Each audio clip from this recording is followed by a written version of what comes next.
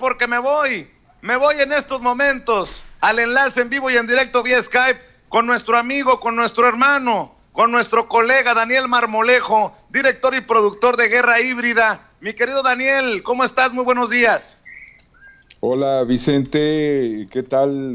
A Toño, a Rafa, a todo el equipo de Sin Censura. Antes de que se me pase, es muy importante felicitar a Madame Kika, que es su aniversario, y ella pues es una gran motivadora en tus chats, mi querido Vicente.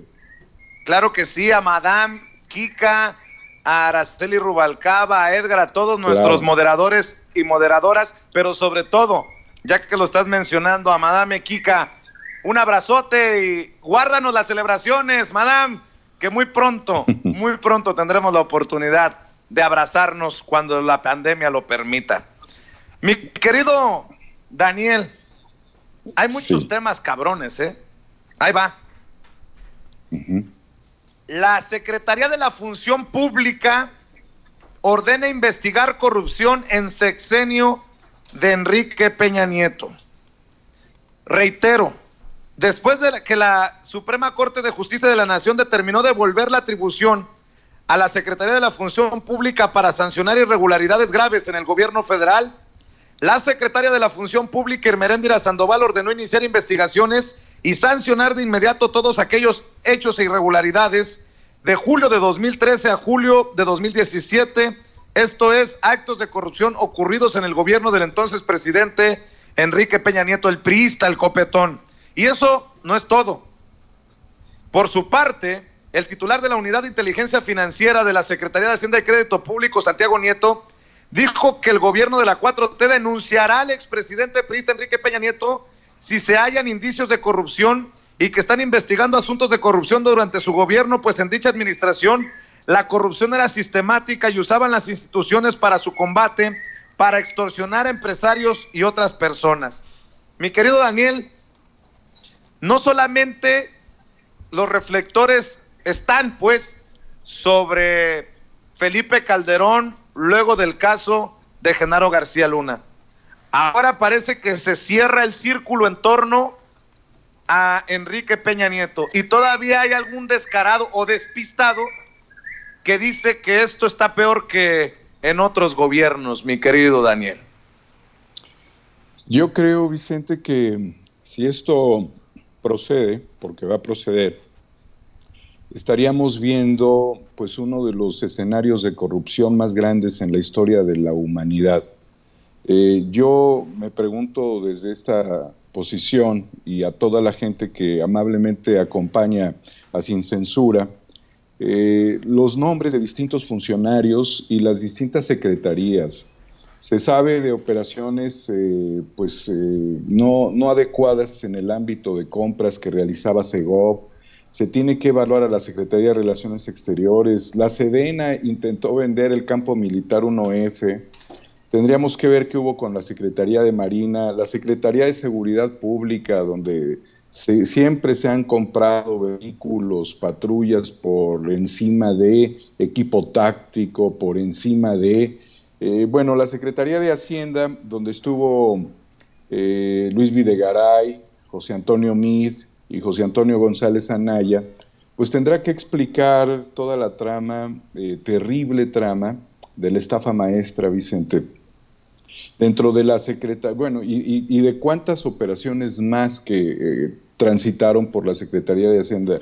Mira, si dentro de Hacienda misma te vas, por ejemplo, a la Unidad de Inteligencia Financiera de aquellos años de Peña Nieto, que son los más cercanos que tenemos del gobierno pasado, te vas a dar cuenta que hubo hasta escenarios de extorsión en donde le decían a un empresario tal, oye, que tú estás relacionado con el crimen organizado, y les congelaban cuentas, ¿no? Pero otras empresas operaban para visitar a estos empresarios y decirles que había mecanismos para resolver este problema, pero al final era pues darle círculo a la corrupción. De ese tamaño se las gastaban, sin dejar a un lado que fue la misma Unidad de Inteligencia Financiera quien liberó $1,000 millones de pesos, y 7 millones de dólares para 212 cuentas que tenían congeladas que liberaron todos esos recursos y se los devolvieron, y había personajes del crimen organizado. Pues mira, Rosario Robles estuvo en Sedesol, Mide estuvo en Sedesol, Luis Miranda Nava estuvo en Sedesol, ¿sí? Eviel Pérez Magaña también, todos estos personajes que están vinculados con las operaciones de estafa maestra, que te llevan a muchas empresas y universidades que realizaban actividades para las cuales no estaban realmente preparadas. La Secretaría del Medio Ambiente y Recursos Naturales, lo que nos pudiera dar como información, desde la Secretaría de Energía, donde había un fondo importante para la transición energética, donde estaba el tema de los contratos con las empresas principalmente españolas, las empresas de energías limpias, todo eso que se tendría que aclarar desde allí. La Secretaría de Agricultura, Ganadería, Desarrollo Rural, Pesca y Alimentación, pues también debe tener muchos temas. Acuérdate que todas estas secretarías tenían delegados en todos los estados del país, y bueno, pues ellos desde estas secretarías beneficiaban con programas, a grupos criminales también, se congratulaban con ellos. La Secretaría de la Función Pública pues nunca aplicó en esos tiempos su autoridad. La Secretaría de Educación Pública pues siempre también se ha valorado este tema de la Secretaría de Educación Pública y de lo que sucedió con la reforma. Recuerda que en la SEP estuvo Emilio Choaifet, Aurelio Nuño, Otto Granados, y en el caso de Aurelio Nuño, cuando viene la reforma, se gastó 10,000 millones en promocionarla y en su propia imagen. La Secretaría de Salud, Vicente, pues es el monumento a las compras centralizadas corruptas con 3 empresas preponderantes, todo este tema de los intermediarios, que también se les dice integradores, y además medicación que existía para ciertos tratamientos que estaban incluso ya fuera en el mundo de utilización, o sea, de generaciones anteriores, este tipo de medicamentos. Lo que se puede ir descubriendo en la Secretaría de Salud, pues es un boquete inmenso, junto con todas estas obras que quedaron en el vacío. Más de 100 unidades hospitalarias. La Secretaría del Trabajo y Previsión Social, bueno, pues aquí hay que ver también cómo ellos le dieron facilidades al outsourcing, le dieron facilidades a los contratos de protección patronal, todo un esquema de corrupción dentro de esta Secretaría del Trabajo. Y bueno, pues también hay que tener en consideración otras, la reforma agraria, SEDATU, donde también estuvo Rosario Robles, Murillo Karam, Carlos Ramírez Marín, Sectur, con todos los ProMéxico que había, que era para los amigos, los chavos, los cuates, los egresados, que pues subían fotos a Instagram y les pagaban para viajar por el mundo a través de Sectur. La Secretaría de Cultura, pues utilizaban muchos fideicomisos a través de diferentes instancias, algunos pudieron estar bien controlados, otros estaban en el aire. La Consejería Jurídica del Ejecutivo Federal, pues era ahí el chismorraje de Peña Nieto. La Procuraduría General de la República, el tema de los 43, ahí estuvo Murillo Karam, Arely Gómez González, Raúl Cervantes Andrade, Alberto Elías Beltrán, y bueno, pues sabemos que en esta Procuraduría lo único que se hizo fue proteger la verdad histórica, que es uno de los errores más fatales dentro de la Procuración de Justicia, y además de ello, Vicente, tristemente la corrupción en México se debe a que pues solamente se dedicaban a administrar carpetas, ¿no? Almacenar carpetas. Y bueno, esto es parte de la estructura del gobierno federal, y lo que pudieran estas autoridades actuales encontrar sería uno de los escenarios más brutales, estrepitosos, destructivos del Estado-nación, y todo esto Dani, también mucho tiempo va a llevar, Vicente. Los descarados del PRI no vinieron. Estaba leyendo declaraciones de Alito Moreno, el presidente nacional del PAN, Alejandro Moreno Cárdenas, quien asegura que no van a ser tapadera de absolutamente nadie. Perdón por la risita, que es la que calienta. Y dice, en torno a César Duarte: siempre y en todo momento lo he dicho, el PRI nacional va a estar del lado de la ley y contra la corrupción, encuentre hasta donde encuentre. Si algún priista cayó en actos de corrupción, va a haber traicionado al gobierno, a las instituciones y al partido, dijo en su cuenta de Twitter. También incluirá ya anticipadamente a Lozoya, a Peña Nieto, a Osorio Chong, a Videgaray, porque yo no veo sinceramente cómo un mexicano con conciencia, después de, perdón lo que voy a decir, tú eres más propio que yo, después de este mierdero que estamos viendo, pueda volver a meter la cabeza en el estiércol y votar por el PRI. Yo no entendería a un mexicano que siga respaldando al PRI después de esto. Dame tu opinión, mi querido Daniel. Mira, Vicente, el PRI está vencido desde hace 50 años por una cuestión de democracia, pero logró continuar su vida institucional porque había tejido de manera muy profunda en todos los distintos sectores de la sociedad y había conseguido cosas importantes en su tiempo. Hubo proyectos, hubo corrupción, pero quizás la corrupción no fue tan grande como la de los últimos años. Cuando al PRI se le vence en las urnas, el PRI continúa operando en una alianza estratégica con el PAN.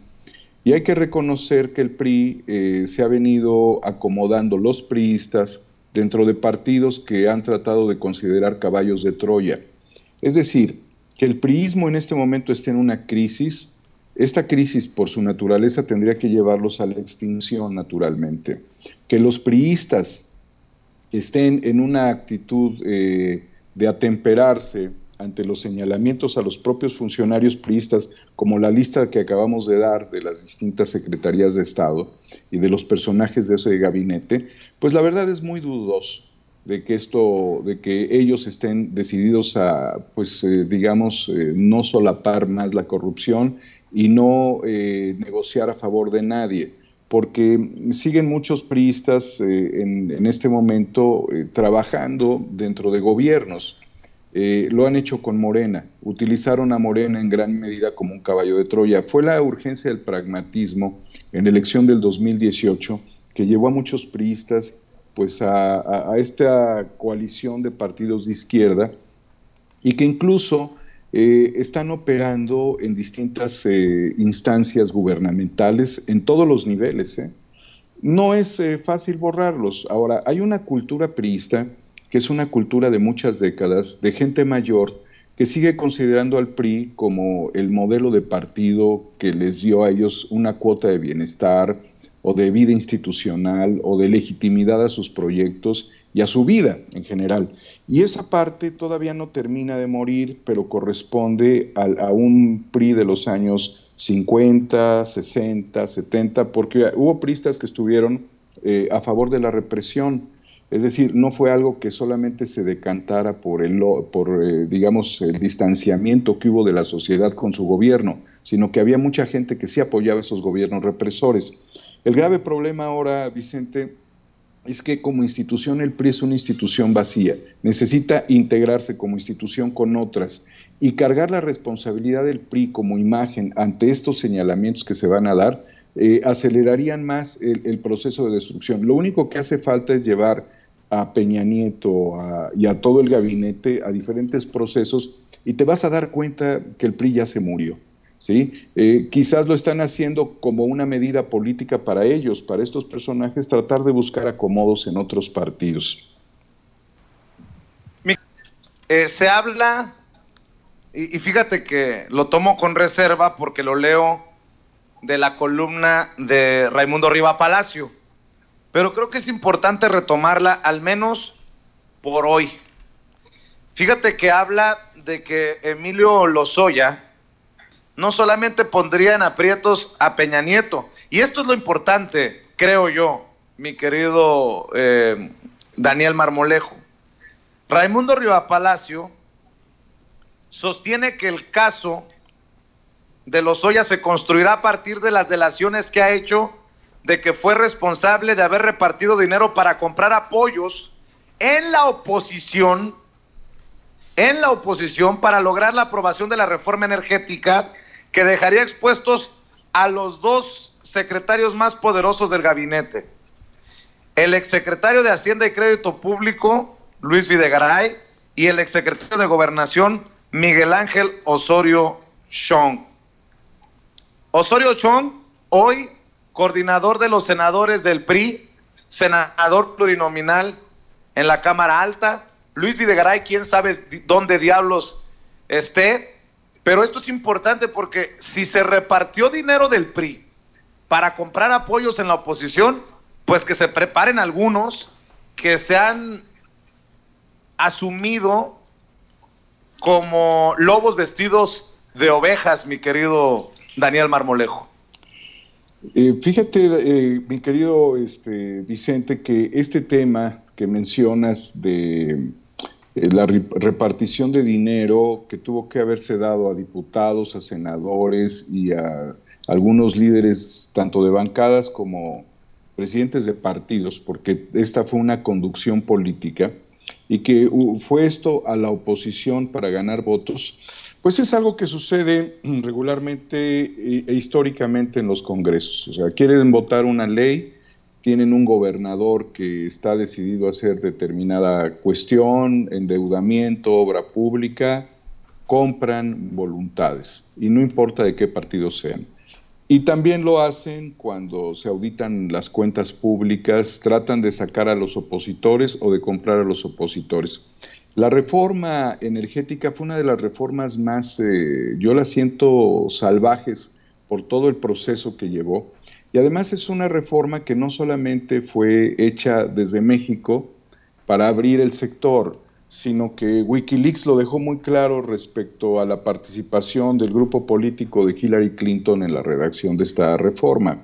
En algún momento, algunos técnicos valoraban qué empresas estarían vinculadas en esto. ¿A qué voy, Vicente?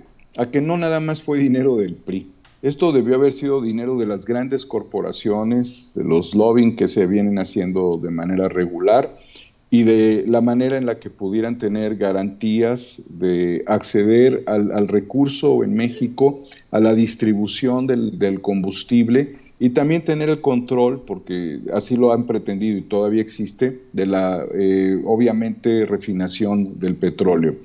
Bajo esta lógica, Vicente, sí se debió haber repartido dinero. Yo estuve registrando todas las manifestaciones ciudadanas que se dieron en torno a la reforma, y recuerdo que pues se intentó cerrar la Cámara de Diputados, se bloqueó pues, se pusieron vallas en torno al Senado. Fue una situación absolutamente ríspida. Los mexicanos iban y golpeaban con sus zapatos las vallas metálicas, y pues los testimonios de gritos a los senadores y diputados fue muy fuerte. Incluso hubo un movimiento muy importante en donde Morena, que se venía construyendo, y otros partidos de izquierda decidieron exhibir a los diputados y a los senadores que traicionaron a la patria, como ellos lo consignaron en su momento. Dentro de las palabras más bonitas que podías escuchar que le gritaban a los senadores fue cretinos imbéciles. Y el gran drama pues se da a partir de que esta reforma se consigue pues prácticamente, Vicente, sin que hubiera un debate interno. Todo fue una acción de fast track, y bueno, tenemos que recordar quiénes eran los presidentes de los partidos políticos. Sí hubo dinero, Vicente. Lo primero es reconocer que sí hubo mucho dinero, y que fueron cantidades muy importantes, obviamente, porque esta era una de las reformas nocivas, como se veía analizando.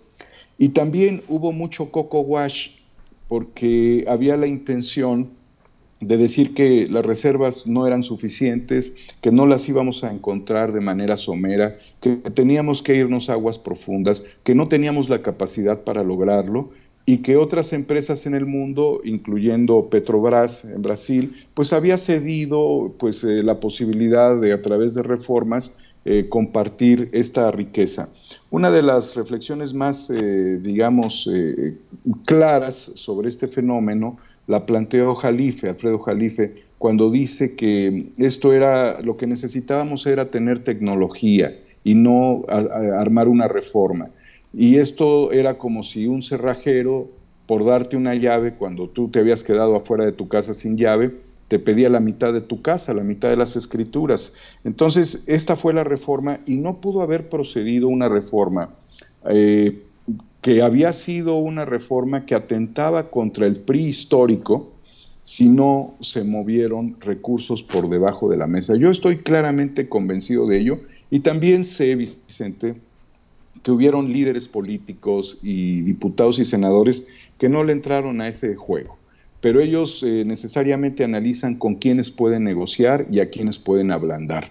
Y dentro de esto pues vienen premios posteriores, algunas gubernaturas se dieron, se mantuvo todavía un régimen político, al presidente de la Cámara en ese tiempo lo mandaron de embajador a Uruguay. Después realizaron operaciones de transferencias de recursos millonarios a la banca privada de Andorra. O sea, realmente era un gran escenario de corrupción y de dolor y de frustración del pueblo de México, y también esto sirvió para revivir de manera muy fuerte la oposición de Andrés Manuel López Obrador y la construcción de su partido político. Yo creo que si habla Lozoya, lo que no va a suceder, Vicente, y no nada más fue Lozoya, Duarte, Javier Duarte, el exgobernador de Veracruz, yo tengo muy claramente la percepción de que él robaba para la corona, Vicente. Mi querido Dani, por cierto, voy a invitar a todas las personas que nos están viendo y escuchando para que nos acompañen hoy en Sin Censura Nocturno de 8 a 10 de la noche, porque nos acompañará precisamente el doctor Alfredo Jalife en exclusiva, después de muchos meses de estar guardándose, regresará a los medios, regresará con esta entrevista exclusiva en Sin Censura, y le agradezco la confianza al doctor Alfredo Jalife. Y mi querido Daniel, dos cosas, si me permites, antes de que te nos vayas, porque sé que tienes bastantes cosas que hacer. Por cierto, también qué bonito escenario nos muestras, lo que se puede percibir de donde te encuentras, mi querido Daniel. Ya nos contarás en dónde te encuentras. El PAN, para que luego no vayan a decir los priistas, estos son antipriistas. No, somos anticorrupción. Entiéndanlo de una vez por todas. En el PAN cierran filas con Diego Sinue, el gobernador de Guanajuato, luego de la represión a las manifestaciones de familiares de desaparecidos. Luego hace el circo que va a visitar a la señora a la que le rompieron una pierna. No tienen vergüenza. Los panistas prefirieron cerrar filas con su gobernador que verdaderamente cerrar filas con la ciudadanía, Daniel. Vicente, se está dando una ruptura en estos estados que se han manejado más como estados conservadores. El caso de Guanajuato, Jalisco también, se está dando una ruptura entre la sociedad y el gobierno, y quedó de manifiesto el fin de semana este escenario trágico de represión, violento, innecesario, y sobre gente que ya es víctima, o sea, es por doble ocasión víctima, por exigir justicia para el drama que ellos están viviendo. Entonces, pues mira, yo creo que es muy lamentable la reflexión de un gobernador después de estas cosas que se han ocurrido, y me recuerda exactamente la misma estampa del gobernador de Jalisco, yendo pues a las casas, ¿no?, supuestamente de las personas de los jóvenes que habían desaparecido, cuando en el caso de Jalisco parapolicías habían actuado en esta represión. Qué drama tener parapolicías en Jalisco, y pues así quedó evidenciado en los videos. Y en el caso concreto de Guanajuato, Vicente, la verdad es de que no hay manera de justificar ni la acción de represión policial, ni la actitud del gobernador. ¿Y qué te puedo decir de los panistas cuando han sido totalmente hipócritas y formaron parte de la construcción de todas las reformas? O sea, no pudo Peña Nieto operar sin los panistas. La definición del PRIAN ahí quedó evidenciada.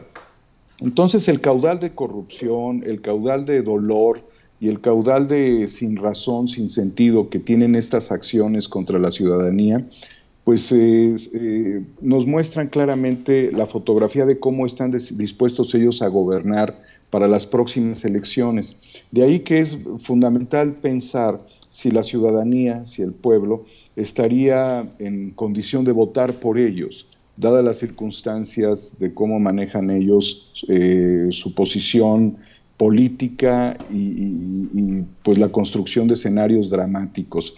Creo que no, el conservadurismo está confrontado con la historia desde ya muchos años, pero hoy se confronta con una realidad. Estamos en un tiempo republicano, democrático, Vicente, y estos panistas que han tenido grupos sectarios, grupos secretos, escuchaba yo a Toño hace un momento, recordarás pues todo lo que significó el Yunque para ellos y ahora lo que significa Frena, que pues verdaderamente es una cosa insostenible, ¿no? O sea, nadie que pueda tener dos dedos de frente puede tener un locuaz que está decidido a perseguir a un periodista o que está decidido a desnudar, como en sus propias palabras, encuerar y linchar a una funcionaria pública. O sea, realmente está desquiciado. Yo no sé quién lo patrocina. Digo, también es una vergüenza para una empresa como FEMSA que haya tenido a un director, a un gerente, a un ejecutivo como lo es Gilberto Lozano dentro de su empresa. Cuando él habla de orientar el servicio al cliente, está muy bien, esa es una doctrina cotidiana dentro de la atención personalizada, pero él después se va con el tema de algunas personas dedicadas, como él lo llama, a la servidumbre, y después insulta a la esposa de Calderón, ¿no?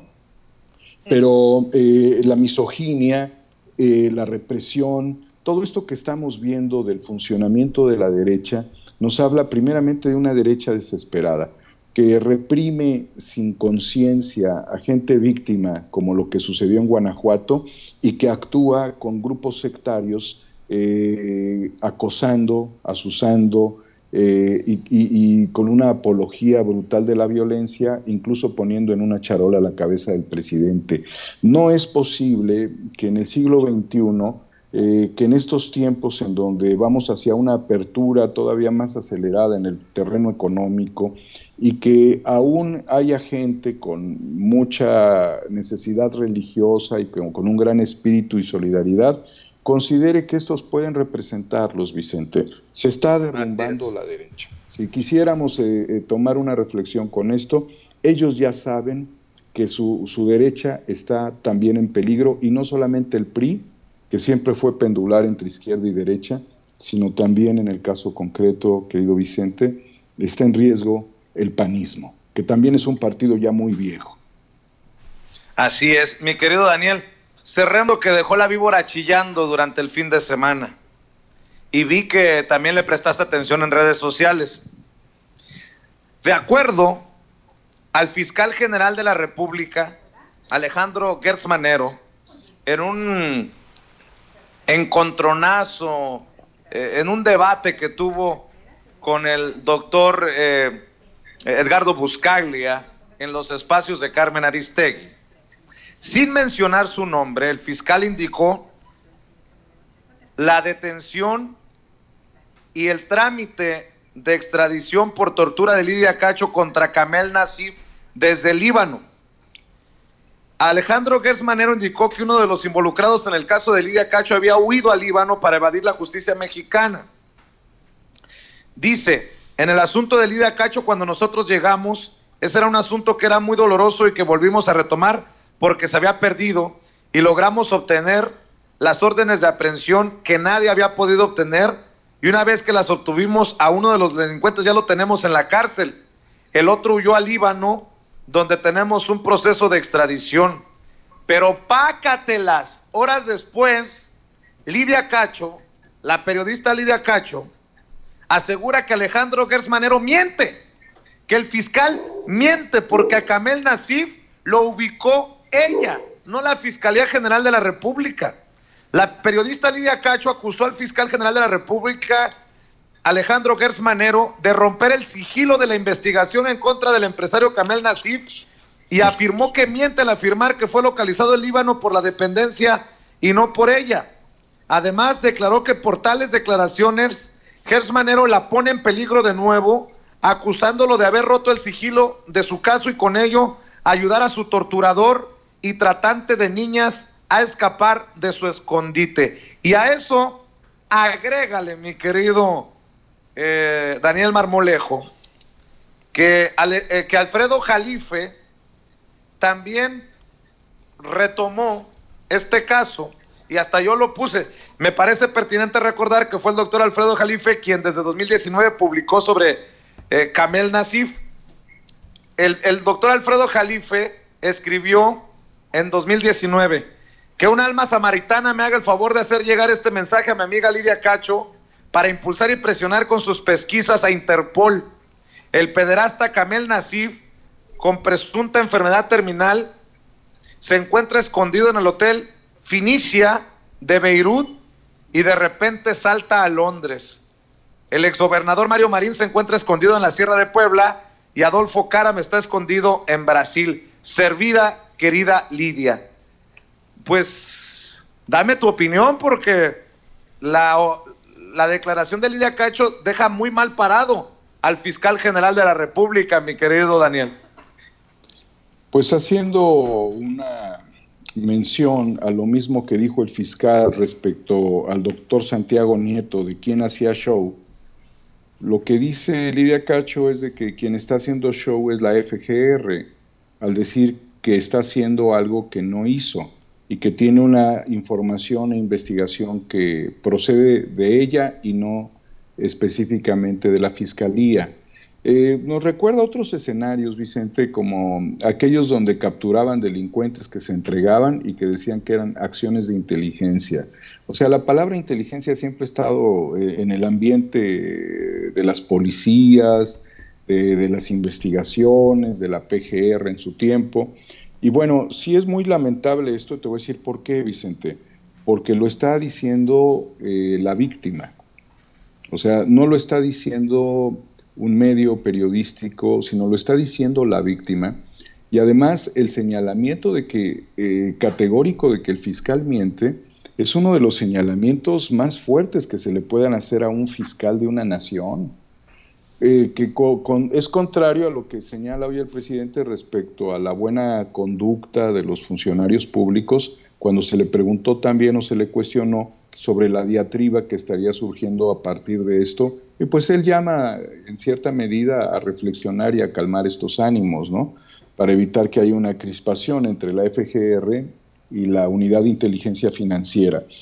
Particularmente, Vicente, creo que en la noche vas a tener un banquete de información impresionante, no por el volumen, sino por el significado. Kamel Nacif era un empresario, o es un empresario de origen libanés, considerado el rey de la mezclilla, y son de estos empresarios que están acostumbrados históricamente a imponer gobernantes. Vinculado a temas, los temas más terribles que a través de sus libros dio a conocer Lidia Cacho, por lo cual fue perseguida, en este momento hay una contraola a la posición y a la actitud que Lidia Cacho señala. En algunos mensajes de WhatsApp le dicen, señora, siéntese, ¿no? No es un tema de partidos políticos, hay que diferenciar esto, es un tema de menores de edad vinculadas con estos pederastas y de una red de corrupción que incluso hay señalamientos a otros personajes de los cuales en este momento no existe, desde mi punto de vista, pudiera estar equivocado, investigaciones. Me refiero específicamente a un exgobernador que también fue señalado por ella, de Veracruz. Creo, Vicente, que es muy grave la posición en la que queda la PGR ante el señalamiento de Lidia, que por cierto vive en Estados Unidos, pero quien va a terminar de descobijar a la FGR o de decir con claridad si esta información también se le entregó a la FGR antes que a Lidia Cacho, pudiera ser él, porque él da más datos concretos específicamente de los movimientos de este personaje, y no solamente de él, sino señala que el exgobernador de Puebla estaría en la Sierra de Puebla escondido. Entonces tienes estas dos vertientes de análisis tanto de la periodista como del analista de geoestrategia, el doctor Jalife, pero va a ser un momento muy fuerte el que vamos a tener hoy en la noche contigo, Vicente. Va a ser muy fuerte, porque lo que diga Jalife, ya me estoy frotando las manos. Lo que diga Jalife va a levantar ámpula, Vicente, porque estaríamos ante una situación muy, muy perjudicial para la FGR, un señalamiento de que el fiscal miente tal cual. A lo mejor esto tiene más matices de los que yo estoy diciendo en este momento. A lo mejor las cosas no son tan radicales como las estoy planteando, pero es así como llega la información y como se interpreta la información de manera muy directa y contundente. El fiscal miente. Y por el otro lado, Jalife, enviando la información también que se ha hecho público y que tú también lo has comentado. Urge detenerlos, Vicente. Ese es el aspecto más importante en este momento. Urge detener a Kamel Nacif, urge detener al exgobernador Marín y urge que se hagan investigaciones sobre otros personajes que también fueron señalados y que acabo yo de reflexionar aquí contigo, el gobernador sucesor de Javier Duarte, Miguel Ángel Yunes, como ella también lo señala, O sea, es una cuestión donde Lidia Cacho lo involucra, querido Vicente.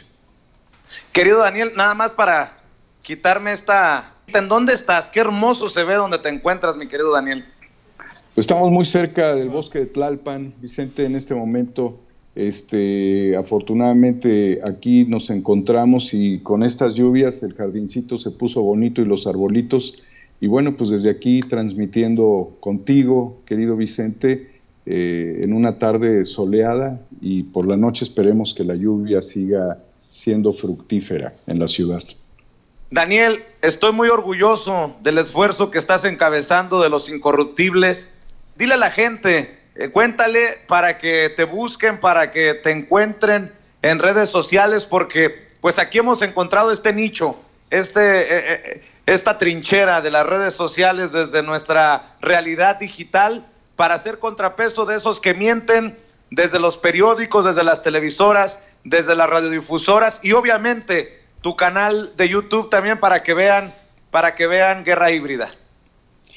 Bueno, muchas gracias por recordarlo, Vicente, pero debo de hacer mención que Incorruptibles es un proyecto que sale, que surge, que nace a través de este movimiento que se da luego de tu salida de la octava.